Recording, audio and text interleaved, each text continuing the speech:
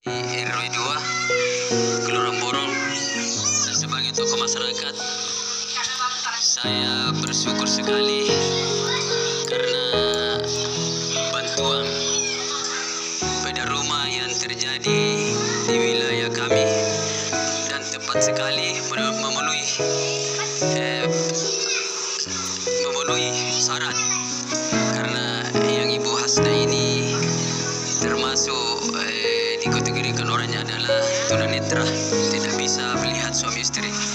Dan sekali lagi saya mengucapkan terima kasih kepada Bapak Lurah, Bapak Camat, dan pemerintah tingkat atas yang selama ini selalu memperhatikan masyarakat yang betul-betul membutuhkan bantuan itu.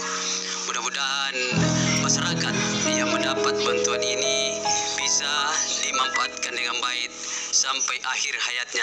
Demikian saya sampaikan. Assalamualaikum warahmatullahi wabarakatuh. Lagi RT 3, RW 2, 14. Totalnya semua Sisanya dari itu ada beberapa RT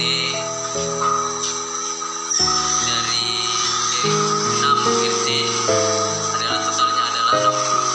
Jadi masyarakat yang belum dapat, Jadi masyarakat yang belum dapat bisa disampaikan.